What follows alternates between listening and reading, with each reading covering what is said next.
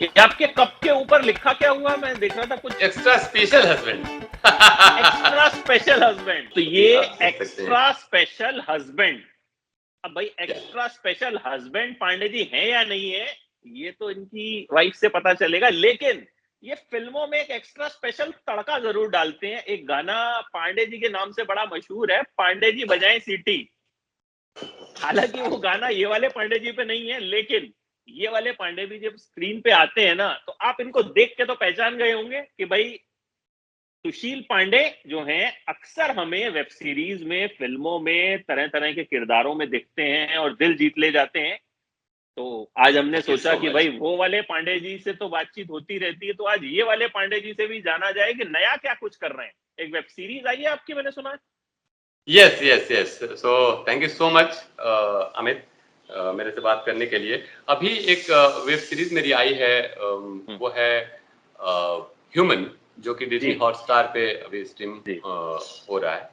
और इसके पहले भी एक सीरीज अभी आई थी मेरी सोनी लिव पे, महारानी। जी। काफी उसकी शो की बहुत तारीफ रही, काफी लोगों ने देखा भी। तो यस, अभी अभी एक सीरीज आई है ह्यूमन, उस पे। तो ह्यूमन वैसे तो हम सब के बीच आ चुकी है, रिव्यूज भी अच्छे मिल रहे हैं, लेकिन बहुत से लोग होंगे जिन्होंने अभी नहीं देखी होगी। तो जी। ह्यूमन के बारे में आपसे जानना चाहेंगे, क्या कहानी है, क्या कुछ आप उसमें कर रहे हैं। ह्यूमन की कहानी जो है वो मेडिकल एंड फार्मा इंडस्ट्री में जो कॉन्स्पिरेसीज हैं, जो ब्लैक मार्केटिंग है, जो उसके इलीगल थिंग्स है, जो हम कॉमन लोगों को बहुत हद तक नहीं पता है वो। इनफैक्ट जब मैं भी फर्स्ट टाइम, जब मुझे नरेट किया गया कहानी, हमारे डायरेक्टर हैं मोजल सिंह विपुल शाह, तो जब उन लोगों ने मुझे नरेट किया तो मेरे लिए भी एकदम बिल्कुल से शॉकिंग सा था कि अच्छा ऐसा कुछ होता है।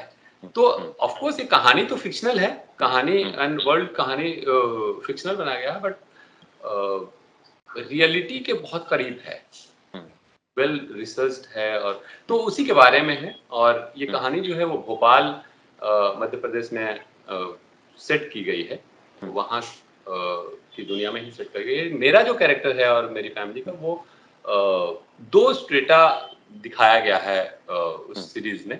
एक high profile business family, business लोग, उनके एम्बिशन, उनके एस्पिरेशंस, और दूसरा जो बहुत बिलो द पॉवर्टी लाइन जो लोग अपना जीवन यापन कर रहे हैं, ये दोनों के बीच की ये कहानी है कि कैसे medical pharma company and medical industry से जुड़े लोग, जो नए मेडिसिन एंड वैक्सीनेशन जो आते हैं मार्केट में, उसको कैसे टेस्ट किया जाता है, और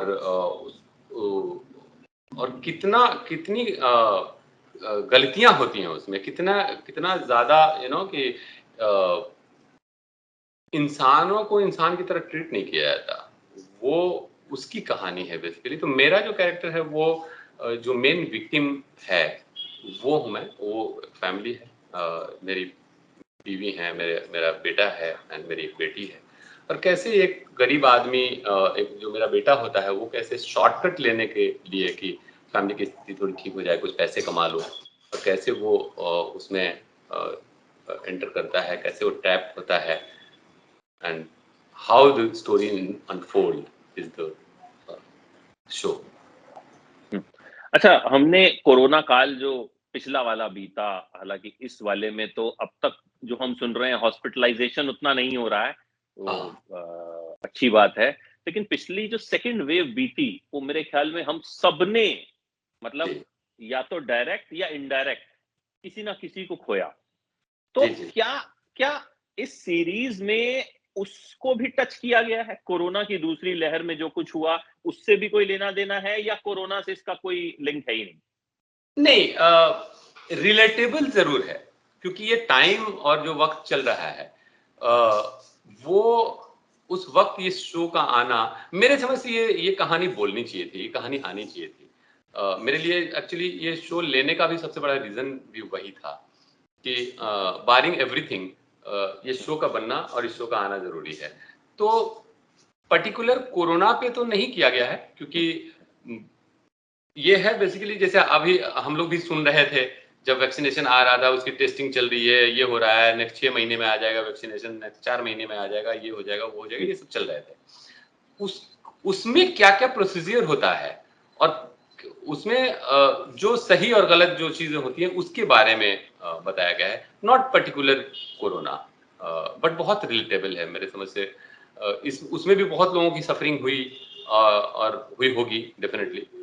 इसमें भी है, इसमें भी शो किया गया है। तो ये नॉट ओनली कोरोना वैक्सीनेशन और एनी वैक्सीनेशन, बट कोई भी वैक्सीनेशन, ये इंटरनेशनल वैक्सीनेशन भी काफी हैं जो इंडिया में टेस्ट होते हैं। इनफैक्ट मुझे जब मैं भोपाल में शूट कर रहा था तो मुझे ये बात वहाँ के वहाँ एक पत्रकार मित्र मिले, उन्होंने बताया कि छत्तीसगढ़ एंड मध्य प्रदेश का कुछ जो ट्राइबल बेल्ट है, वहाँ इंटरनेशनल वैक्सीनेशन एंड मेडिसिन आज भी बहुत ज्यादा टेस्ट होने के लिए आता है और लोग 500, 700, 1000, 2000, 5000 रुपए लेकर के वो वैक्सीनेशन टेस्ट कराते हैं और कुछ भी हो सकता है। वो उसका साइड इफेक्ट जो है वो बहुत मेजर हो सकता है, बट इतनी गरीबी है, इतना अनअवेयरनेस है जिसके चलते लोग करते हैं। तो ये बेसिकली कोरोना के लिए तो नहीं है, बट उससे रिलेटेड बहुत क्लोज है। जी, मैं समझ गया। अच्छा, फार्मा एक ऐसी इंडस्ट्री है पांडे जी जो मतलब हम सबको उससे लेना-देना है ही। बिल्कुल। सब छोटे में या बड़े में ऐसा कोई आदमी है ही नहीं जो कभी मतलब जो दवाई ना लेनी पड़े। तो जी। तो क्या इसको शूट करते हुए या करते हुए कुछ रियल लाइफ आपने रिलेट किया है इससे कि ज़िंदगी में कभी कुछ ऐसा हुआ, कोई बड़ा कि बिल्कुल। छोटा ही? यस, यस, यस, बिल्कुल, बिल्कुल। इनफैक्ट शूटिंग के दौरान एंड जब हम लोग इसका प्रेप कर रहे थे, उन दिनों काफ़ी कुछ नया ये इन सारी चीज़ों के बारे में जानने को मिला। जैसे हम लोग कहीं भी शॉप पे जाते हैं और ऐसे ही बोल देते हैं कि भाई मेरे सर में बहुत दर्द हो रहा है यार, कोई दवाई दे दो, या बैक में पेन है, कोई दवाई दे दो। अ, तो वो मेरे समझ से ये करते हुए मुझे एक चीज़ रियलाइज़ हुआ कि ये थोड़ा डेंजरस है। मुझे लगता है कि अगर कोई भी हम मेडिसिन लें, साधारण भी पिल्स हो, तो कोई ना किसी डॉक्टर से कंसल्ट ज़रूर करना चाहिए। क्योंकि उसका रिप्रिकेशन इसमें, जब हम लोग का प्रेप चल रहा था उस समय काफ़ी इस पे बात हुई। कुछ डॉक्टर्स भी थे ऑन बोर्ड, कुछ फार्मा इंडस्ट्री के भी लोग थे जिनसे रिसर्च वर्क किया जा रहा था, तो उनसे मिलने का मौका मिला, उनसे बात करने का मौका मिला। तो कॉम्पोजिशन में थोड़ा सा इधर उधर हुआ और उसका साइड इफेक्ट आपके बॉडी पे आपके इसके अनुसार हो सकता है उसका। तो जैसे आपने पूछा, आपका मैं थोड़ा भटक जाता हूँ इधर उधर, आपने जो हुँ। पूछा कि उससे आपका कोई एक्सपीरियंस हुआ या नहीं, तो मुझे लगता है कि ये एक चीज मैं सीखा और मैं इस बात को बिल्कुल गांठ बांध लिया कि नहीं, जैसे हम जाते हैं ऐसे ही शॉप में और ले लेते हैं मेडिसिन, वो नहीं करना चाहिए, डेंजरस। तो मुझे लगता है कि वो मेरे अच्छा जानकारी की इसमें बात तो हुई। जी। हाँ। अच्छा इसमें तो आपने फार्मा इंडस्ट्री का जो है एक तरह से कह सकते हैं उनकी पोल खोली, कि फार्मा इंडस्ट्री में जो धांधली होती है। तो जब रिसर्च के दौरान फार्मा वाले मिले, तो उन्होंने ऑब्जेक्शन नहीं जताया कि भई हमारे ही धंधे पे चोट कर रहे हो और रिसर्च में हमें ही शामिल कर रहे हो? नहीं वो यस, मजाक तो करते ही थे वो लोग भी, जो फार्मा इंडस्ट्री से रिलेटेड लोग थे, जो काम करने वाले, जब उनसे स्पेशली मेरे राइटर्स एंड मेरे डायरेक्टर्स वो लोग बात करते थे, साथ में कभी कई बार हम लोग भी होते थे, तो मजाक की बातें तो होती ही थी, हंसते भी थे, और लेकिन सच्चाई भी है कहीं ना कहीं है। और वो क्योंकि टेस्ट करने के लिए कोई ना कोई ह्यूमन बॉडी तो चाहिए, बिल्कुल। है ना। उनका वो थोड़ा सा रहता था कि आखिर टेस्ट तो मेडिसिन लॉन्गर आर्क में लाने के लिए ज्यादा से ज्यादा लोगों के, अगर इसका पॉजिटिव साइड बात करें, तो जब मेडिसिन की टेस्टिंग होती है तो बॉडीज तो चाहिए, वो ह्यूमन बॉडी भी चाहिए, एनिमल बॉडी भी चाहिए, वो जो भी उनका प्रोसीजर होता होगा वो तो करते ही होंगे, चाहिए ही। बट उसको उसको पॉजिटिव लेवल पे करना और एक नेगेटिव साइड जाना, उसमें फर्क है। इसमें चूंकि ये था कि किसी पर्टिकुलर कंपनी को टारगेट नहीं किया गया, ऐसा नहीं कि ये pharma so pharma and so जी, फार्मा, ऐसा जी। कुछ नहीं था। Fictional world, fictional hospital, fictional pharma company खड़ा किया गया, तो उसमें मुझे लगता है कि ऐसा तो कुछ नहीं हुआ। बाकी डिज्नी हॉटस्टार वाले ज्यादा जानते होंगे, किसी ने एसएनपी का प्रॉब्लम उठाया नहीं। सही बात है, हम तो एक्टर हैं, हमने अपना काम हम तो कर दिया, एक्टर बाकी हैं, जो हमें लाला तो निपटेंगे। हाँ। अच्छा, ये सीरीज तो देखिए चल रही है बढ़िया, मतलब रिस्पॉन्सेज अच्छे आ रहे हैं, जी कई बार कुछ लोगों को ठीक नहीं भी, जो भी है, एक मतलब ये एक निकल गई, तो कुल मिलाकर एक ऐसी सीरीज है जो आज के दौर में रेलिवेंट भी है। जी लेकिन अब आगे हाँ। महारानी 2, तो शूटिंग शुरू हो चुकी है या अभी तैयारी चल रही है? नहीं, महारानी की शूट हम कर रहे हैं ऑलरेडी। ओके। हम लोग अभी भोपाल में शूट किया।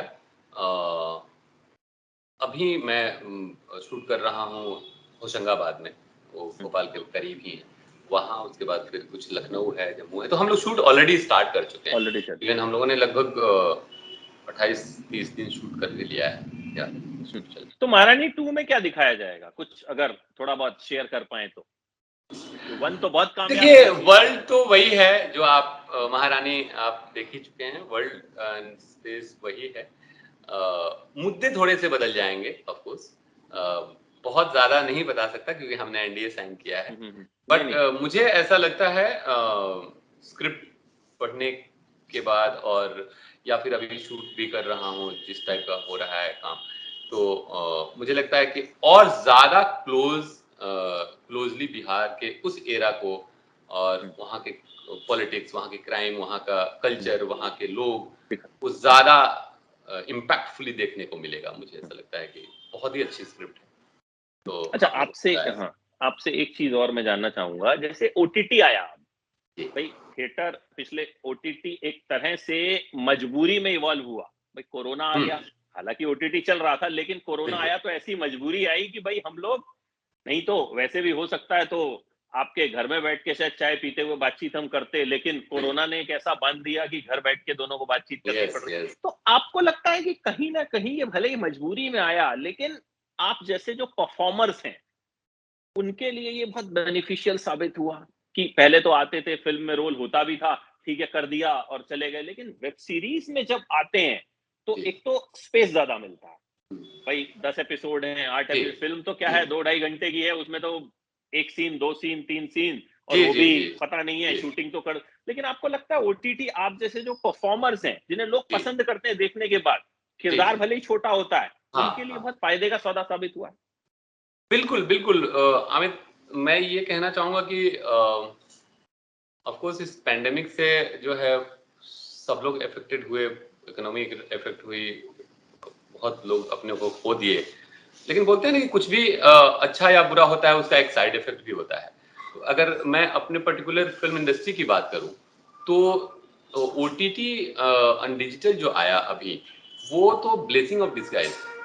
And it is not only for the actors, it is for writers, directors, technician, new talent जो अपकमिंग हैं, जो अपनी कहानियों को लेकर घूम रहे थे और कह नहीं पा रहे थे, बनाने का या कहने का मौका नहीं मिल रहा था, उनके लिए भी। ए बी की चाहे वो बड़ी फिल्म हो, छोटी फिल्म हो, वेब सीरीज हो, कई बार ऐसा होता था कि छोटी फिल्म, मैं भी बहुत सारी छोटी फिल्मों का पार्ट रहा हूँ, बना तो लिए कैसे भी कि भाई बहुत छोटे बजट में बना लिए, लेकिन उसको रिलीज कैसे करें, एक बहुत बड़ा मुद्दा एग्जैक्टली। था, है ना। आज वो हट गया है। अगर कंटेंट अच्छा है, चाहे उसमें कोई बड़ा फेस हो ना हो, कहानी आ रही है और लोग, ऑडियंस पसंद कर रही है उसको, पसंद कर। है ना। तो मुझे लगता है कि in term of business also बहुत बड़ा मुनाफा, बहुत बड़ा फायदा हुआ है इंडस्ट्री को, जो कि एक वरदान है। और तो हमारे जहां जहां तक हमारे जैसे एक्टर की बात है, ऑफकोर्स की बड़ी फिल्मों में हमें बहुत कुछ कहीं छोटा मोटा मौका मिल गया, वही बहुत बड़ी बात है ना। ओटीटी के आने के बाद अच्छी स्क्रिप्ट, ए तो की अच्छी स्क्रिप्ट मिल रही है पढ़ने को, अच्छी अच्छी कहानियां बन रही हैं, और उसमें एक मीटी पार्ट मिल रहा है या कुछ अच्छा पार्ट मिल रहा है करने के लिए। तो ऑफ कोर्स हमारे जैसे एक्टर के लिए, हमारे जैसे अपकमिंग लोगों के लिए तो वो वरदान ही।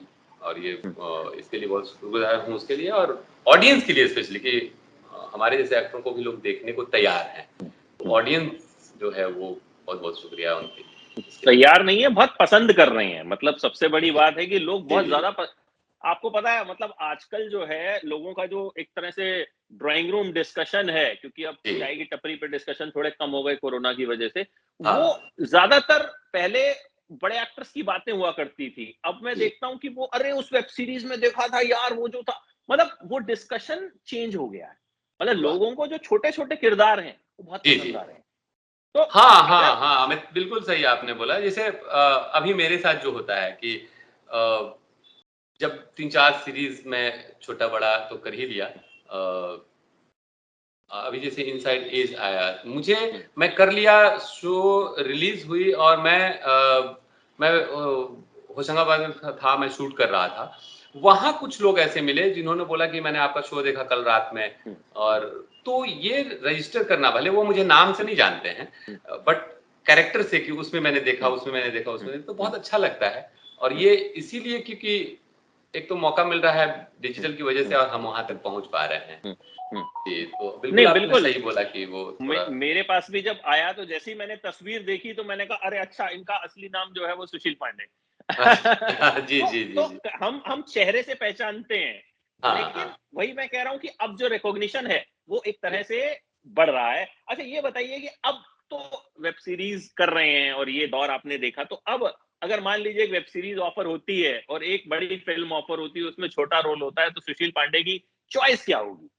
वेब नहीं, सीरीज मैं करूंगा मैं या फिल्म? अमित बहुत ईमानदारी से बोलता हूँ, ये अभी नहीं, मैं डे 1 भी जब आया, तो हम्म, उम, मुझे मैं फ़िल्म इंडस्ट्री में आया, मीन्स फ़िल्मों में आया हम्म, या कुछ काम करने, मुझे कहानियाँ बहुत अट्रैक्ट करती हैं, वो बचपन से, है हम्म, ना? तो मैं हमेशा ध्यान रखता हूँ कि कहानी कौन-सी अच्छी है, हम्म, और वो कोई मैटर नहीं करता है कि वो वेब सीरीज़ हो, वो डिजिटल की फ़िल्म हो या बड़ी फ़िल्म हो, छोटी फ़िल्म हो। मीन्स मुझे कहानियाँ सबसे पहले किया, और ये क्यों कही जानी चाहिए, वो बिल्कुल मेरे दिमाग में इमीडिएटली आता है। ऑफ कोर्स कुछ काम ऐसे भी होते हैं जो बहुत अलग-अलग रीज़न्स होते हैं, भाई पैसे मिल रहे हैं तो कर लिया, है ना? रीज़न्स काफ़ी बदल जाते हैं, बट अगर जी। अभी जो है टच वुड अ, अभी कुछ अच्छे काम ऑफ़र हो रहे हैं, वो फ़िल्म भी है, वेब सीरीज़ भी है, तो मैं कहानी को चुनूँगा ज़्यादा, वो कहीं भी हो, फ़िल्म हो या वो वेब सीरीज़ हो, मैं बिल्कुल कहानी को देखूँगा कि स्टोरी क्या है। अच्छा, शुरुआत कैसे की थी आपने? कब सोचा कि मैं ऐसा बड़ा बनूँगा वेग और सा क्या क्या शुरुआत है। क्या जर्नी है? मतलब वो भी हम ज़रूर जानना चाहेंगे। देखिए मेरी कोई प्रोफ़ेशनल एजुकेशन नहीं है इसमें, हुँ, अभिनय के लिए। लेकिन मेरे घर में जब मैं ऐसे जगह पला-बढ़ा हूँ, जहाँ सिनेमा का कोई माहौल नहीं था। बट मैं बिहार का रहने वाला हूँ, और बिहार में ओरिजिनली तो सिवान एक ज़िला है वहाँ से, बट मेरे हुँ। पिताजी जॉब करते थे गया में। तो सिवान का पिछले नाम सुन के डर लगने लग जाता है। नहीं, सिवान के लोग बहुत अच्छे हैं। बिल्कुल डरने की नहीं, ज़रूरत नहीं, नहीं नहीं, है। बिल्कुल मैं वही कह रहा हूँ कि मतलब वैसे जो सिवान की इमेज जो है मतलब जी, जी। बहुत टाइम से हमने जो देखी, तो वो जी। कई बार डर भी लग जाता है। लेकिन भाई अब सिवान से पांडे जी भी हैं, तो आप सिवान सिवान इस को बार ज़्यादा लिए देखेंगे भी जाना महारानी है। 2 हाँ, में। हाँ, बिल्कुल। महारानी 2 में सिवान आप देखेंगे, अच्छा भी देखेंगे, हुँ, है ना? अच्छा भी देखेंगे। चलिए फिर हाँ, है। हुँ, तो मैं वहाँ सिवान का हूँ, और गया में हम लोग सेटल हो गए थे। मेरे पापा वहाँ हुँ, जॉब करते थे, एग्रीकल्चर हुँ, डिपार्टमेंट में वो थे, तो हम लोग पिछले कुछ अ, 30-35 इयर्स हो गया, हुँ, हम लोग गया में ही सेटल हो गए। तो मेरी स्कूलिंग, पढ़ाई-लिखाई सब कुछ वहीं हुई। हुँ, तो वहाँ ऐसा कोई आर्ट एंड कल्चर का बहुत ज़्यादा ये तो नहीं था। हाँ, बट वहाँ रामलीला हुआ करता है, आज भी होता है। हमारे शहर में रामलीला बहुत बृहद लेवल पे होता है। था उन दिनों भी, आज भी होता है। तो मैं बचपन से रामलीला करना शुरू कर दिया। मेरे समझ से मैं 3 स्टैंडर्ड में था, जब मुझे एकदम हुँ, याद है कि तीसरी क्लास में था, जब मैं पहली बार रामलीला में एक छोटा बंदर बना था। तो उसमें कुछ करना नहीं था, बट 10-20 बंदर हैं, तो मैं भी उसमें एक हुँ, था, और वहाँ से मेरी शुरुआत हुई। घर में थोड़ा पढ़ने-पढ़ाने का माहौल था। मेरे पिताजी लिटरेचर के काफ़ी करीब थे, और वो किताबें बहुत लाया करते थे, और मैं भी पढ़ता था, और उनको, मुझे तो उस समय समझ में नहीं आ रहा था, बट उनको ये समझ था कि इसको आर्ट की तरफ एंड लिटरेचर की तरफ रुझान है। तो मैं जब 6वीं 7वीं क्लास में था, तो बहुत सारी लिटरेचर की बुक्स मैं पढ़ चुका था। महादेवी प्रसाद, रामवृक्ष बेनीपुरी, रामधारी सिंह दिनकर, या जो भी इस टाइप के जो हिंदी लिटरेचर के राइटर थे, तो पिताजी लाया करते थे और वो मैं भी पढ़ता था। थिएटर करते करते ही जब मैं कॉलेज में गया, तो गया कॉलेज से मैंने ग्रेजुएशन किया और वहाँ थिएटर डिपार्टमेंट जो है एक स्टार्ट करवाया हम लोगों ने। 4-5 हम दोस्त थे जो हम लोग रामलीला भी किया करते थे, तो वैसे हमारी शुरुआत हुई।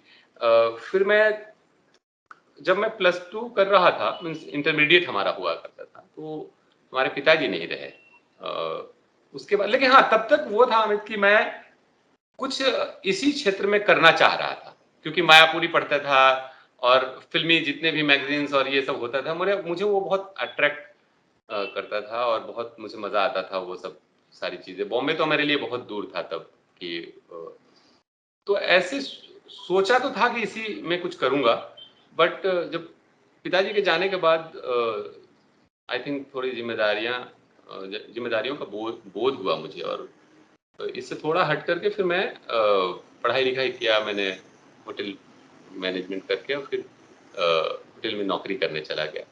कुछ 2.5-3 साल मैंने जॉब भी किया, गोवा में मैं जॉब कर रहा था। लेकिन जहाँ भी रहा, चाहे मैं दिल्ली में रहा हूँ ट्रेनिंग के दौरान, पढ़ाई के दौरान, या फिर मैं गया में रहूँ, गोवा भी गया तो वहाँ भी मैं थिएटर हमेशा ढूंढ लेता था। अगल बगल नाटक मंडली कहीं भी है तो मैं ढूंढ लेता था। वहाँ भी गया तो कला अकादमी गोवा चला गया और वहाँ से जुड़ा, वहाँ जब जुड़ गया तो वहाँ हिंदी के नाटक तो नहीं होते थे, बट कोंकणी मराठी प्रोडक्शन ज़्यादा थे उनके, इंग्लिश भी था। तो मैं कहीं बैक स्टेज कर लिया, कहीं लाइटिंग कर ली, कहीं कुछ कर लिया, तो रहता उसी रहता। 2-2.5 साल जॉब करने के बाद फिर मुझे लगा कि मज़ा नहीं आ रहा है, तो मैं अपनी माँ को बोला कि मुझे मज़ा नहीं आ रहा है काम करने में।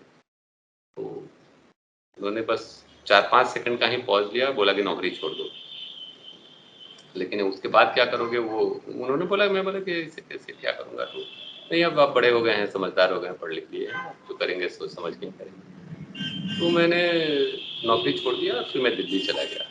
पहले घर गया, थोड़े दिन बाद दिल्ली चला गया। और दिल्ली कुछ हमारे पुराने दोस्त थे वहाँ जो नाटक वगैरह कर रहे थे, तो मैं वहाँ मंडी हाउस चला गया और फिर प्ले वगैरह करने लगा, एक्सप्लोर कर रहा था क्या करना है। और फिर उसके बाद मैं 1 साल एनएसडी के लिए ट्राई भी किया, बट मुझे उन लोगों ने हुआ नहीं, लेकिन मैं थिएटर करने लगा। और फिर 2007 में मैं मुंबई आ गया। कुछ हमारे दोस्त आ गए थे यहाँ और वो लोग छोटे मोटे काम कर भी रहे थे, तो उन्होंने भी बोला कि यार आ जाओ, जिस दिन आओगे वहीं से शुरुआत होगी। तो आ गया मुंबई और फिर धीरे धीरे शुरुआत तो ऐसे ही 1 डे 2 डे काम से ही हुआ। टेलीविजन, उन दिनों तो टेलीविजन का दौर था, तो बालाजी के किसी शो में कहीं 1 दिन का काम, कहीं 2 दिन का काम, तो ऐसे ही शुरुआत हुई। तो ये मोटे मोटे तौर पर जर्नी। हाँ, मोटे मोटे तौर पे चलिए, लेकिन सफर जो है अब वो बहुत शानदार तरीके से चल रहा है और सीरीज आ भी रही हैं, लोग पसंद भी कर रहे हैं, और अच्छी सीरीज जो है आगे और भी आने वाली है। महारानी 2 का इंतजार तो मुझे निजी तौर पे भी खूब है, क्योंकि महारानी 1 मेरी बहुत फेवरेट सीरीज रही है। और उम्मीद करते हैं कि उसमें भी जो है जलवा कायम रहेगा। और वैसे एक मेरी दिलचस्पी है, अगर आप बताएं तो, हालांकि आपसे नहीं, आपकी वाइफ से पूछने में, कि ये जो कप पे लिखा है ये कितना सही है? मैं डेफिनेटली वो भी बता देंगे आपको, लेकिन ये कप जो है वो उनका ही गिफ्ट है। मेरे बर्थडे पे वो ले आई थी, 2 साल 2.5 साल हो गया। और या मेरे लाइफ पार्टनर हैं, और मैं जो भी आज कर पा रहा हूँ उसमें उनका बहुत बड़ा योगदान है। She is the strongest pillar. मेरे अप्स एंड डाउन जो भी हुए, मेरी शादी 2009 में हुई थी, दिसंबर 2009, तब से आज 10-12 साल हो गया। She is always stood by, कि जो भी थिक एंड थिन जो भी टाइम हो, तो इसमें उनका बहुत बड़ा योगदान है। चलिए, तो आप एक्स्ट्रा स्पेशल हस्बैंड भी बने रहे, और एक्स्ट्रा स्पेशल एक्टर तो आप बन ही चुके हैं, और स्पेशल बने, यही हमारी कामना है। तो पांडे जी, बहुत बहुत शुक्रिया बातचीत करने के लिए। फिर मुलाकात होती है जल्द। जी जी जी, thank you so much Aamir.